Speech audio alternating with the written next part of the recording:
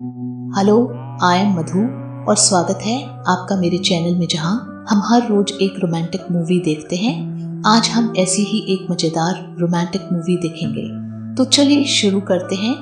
Movie start करने से पहले नीचे दिए हुए सब्सक्राइब के बटन को दबाकर हमारा चैनल जरूर सब्सक्राइब कर लें।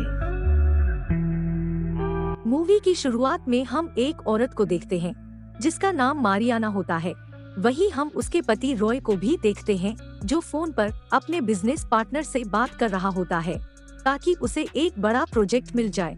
यहाँ हम देखते हैं कि रॉय की फाइनेंशियल कंडीशन ठीक नहीं थी, जिस वजह से वो अपना सारा गुस्सा मारियाना के ऊपर उतारता था।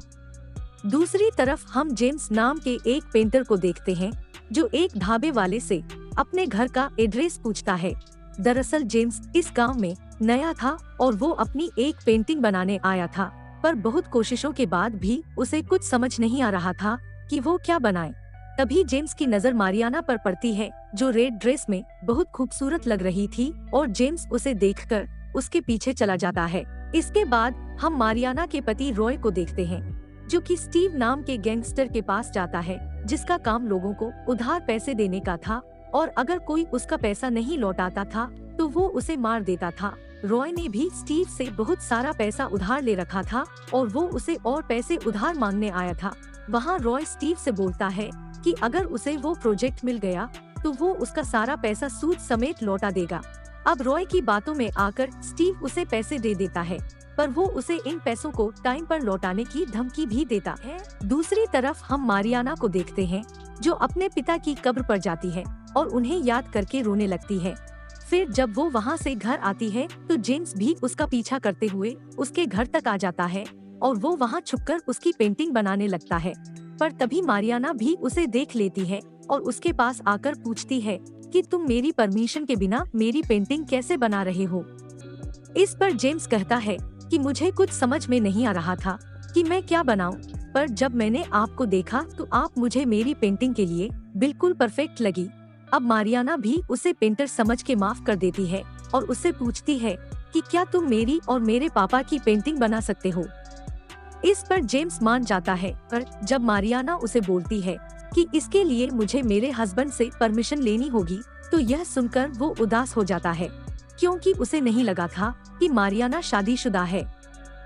फिर जब शाम को रॉय घर आता है तो मारियाना उसे पेंटिंग बनवाने के बारे में पूछती है, जिस पर रॉय उसे बोलता है कि घर पर पैसों की प्रॉब्लम चल रही है और तुम्हें पेंटिंग बनाने की पड़ी है। पर जब मारियाना रॉय को बताती है कि जेम्स पेंटिंग फ्री में बनाएगा तो वो इसके लिए उसे परमिशन दे देता है। फिर अगले दिन मारियाना जेम्स के पास जाती है और उसे अपने डैड की फोटो देती है। इसके साथ वो उसे ये भी बताती है कि मेरे डैडी बहुत अच्छे इंसान थे और वो औरतों की बहुत रिस्पेक्ट करते थे। अब इसके बाद से मारियाना जेम्स के साथ बहुत ज्यादा टाइम स्पेंड करने लगती हैं ताकि वो उसके डैड की अच्छी पेंटिंग बना सके। एक दिन रॉय अपने घर पर फोन करता है और मारियाना के बारे में पूछता है, लेकिन मेड उसे बताती है कि मारियाना अपनी पेंटिंग बनवाने उस पेंटर के साथ गई है।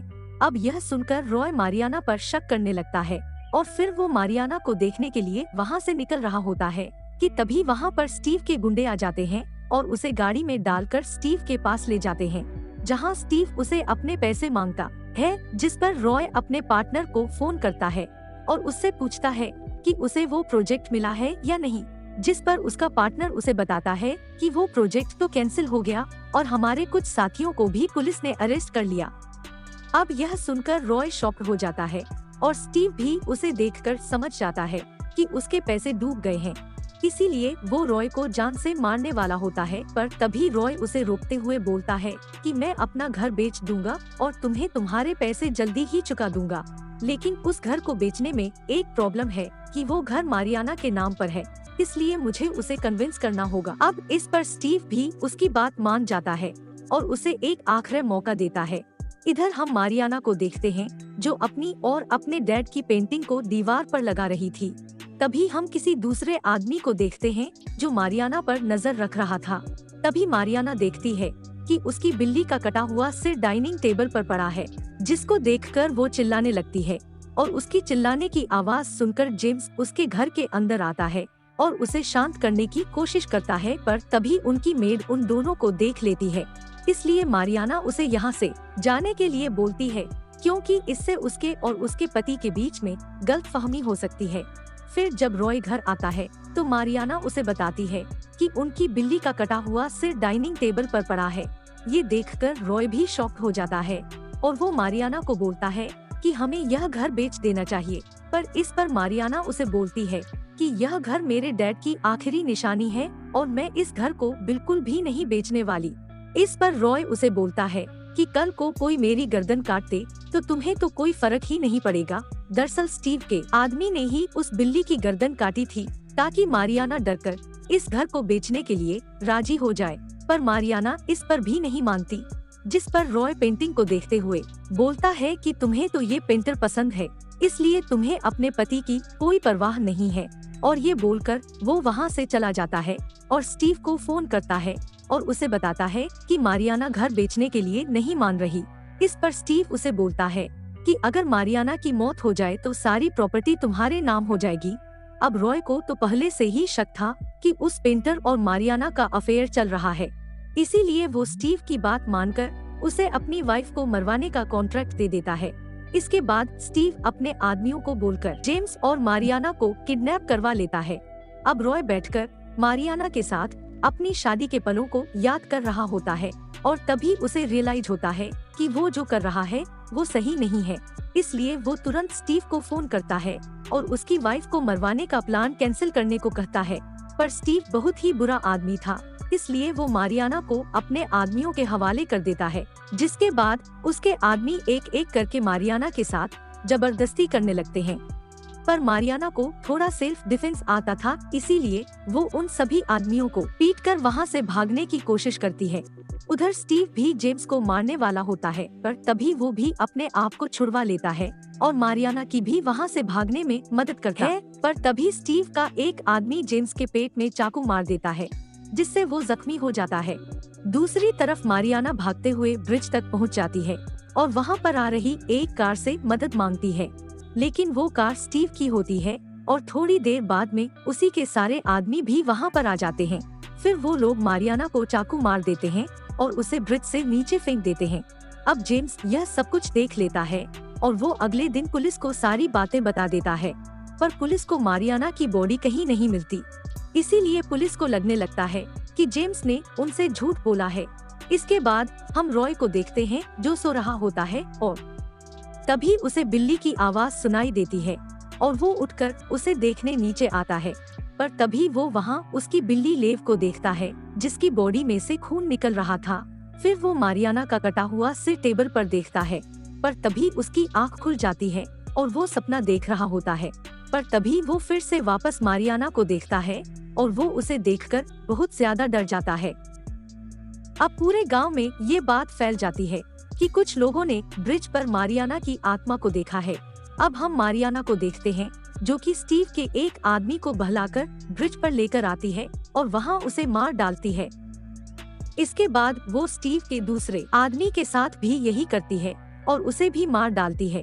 दूसरी तरफ जेम्स को भी डरावने सपने आने लगते हैं कि मारियाना उसे मार रही है। उधर स्टीव के भी सारे आदमी डरे होते हैं, क्योंकि उनके दो साथियों को मारियाना की आत्मा ने मार डाला था। लेकिन स्टीव अपने आदमियों से कहता है कि भूत जैसा कुछ नहीं होता और तुम लोगों को भी डरने की कोई जरूरत नहीं है। एक दिन मारियाना फिर से स्टीव के एक आदमी को मार डालती है और जब दूसरा आदमी उसे देकर वहाँ से भाग रहा होता है तो मारियाना उसकी भी गर्दन काट देती है। फिर जब स्टीव घर आकर अपने आदमियों की लाश को देखता है तो वो बहुत ज्यादा डर जाता है। तभी स्टीव का आखिरी आदमी भी उसे छोड़कर वहाँ से चला जाता है। लेकिन रास्ते में जब वह जा रहा होता है तभी मारियाना उसके पास आकर उसे भी मार डालती है।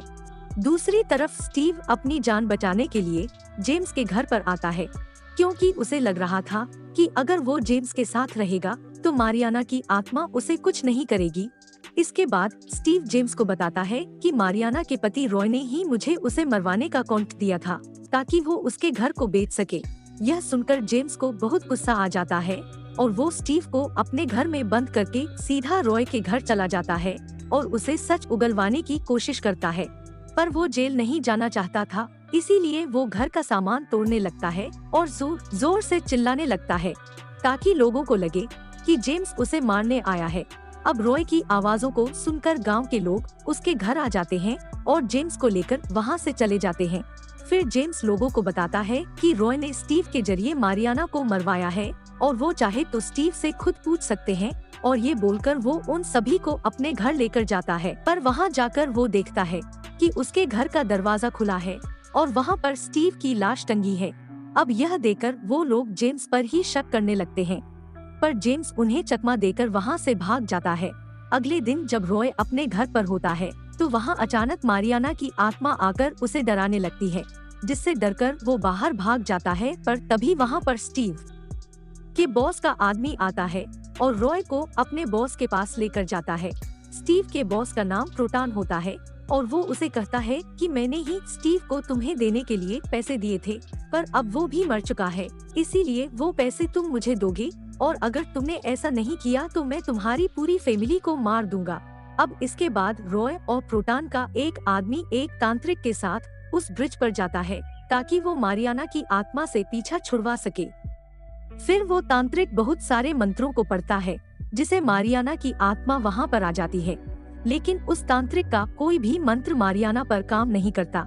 फिर वो तांत्रिक उन्हें बोलता है कि यह आत्मा तो बहुत ज्यादा पावरफुल है, इसीलिए वो खुद ही डरकर वहाँ से भाग जाता है। फिर प्रोटॉन का आदमी मारियाना को शूट करने की कोशिश करता है, पर मारियाना उसी के चाकू से उसका गला काट देती है। अब यह देखकर रॉय बहुत ज्यादा डर जाता है और उसे माफी मांगने लगता है, लेकिन तभी जेम्स भी वापस आ जाता है और वो मारियाना को बोलता है कि मुझे पता है कि तुम मरी नहीं हो और तुम अभी भी जिंदा हो, और तुमने नदी के पास वाले घर में रहते हुए सबसे बदला लेने का प्लान बनाया था, क्योंकि तुम्हारे डैड स्पेशल फोर्स में कमांडर थे, इसलिए उन्होंने तुम्हें सेल्फ डिफेंस भी सिखाया था, पर तुम्हारे पास भूत बनने के अलावा और कोई रास्ता नहीं था, और इसी वजह से तुम अपना बदला भी ले पाई।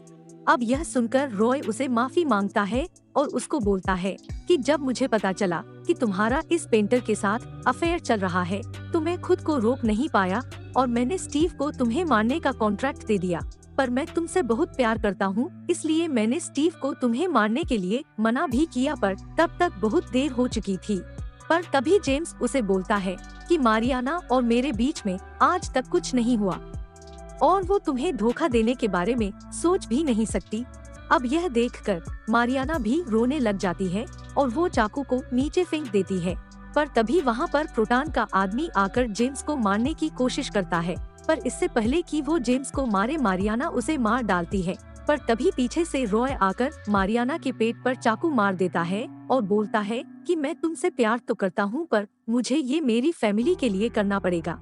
अब मारियाना को मरता देखकर जेम्स एक पत्थर उठाता है और उसे रॉय के सर पर मारकर उसे मार डालता है।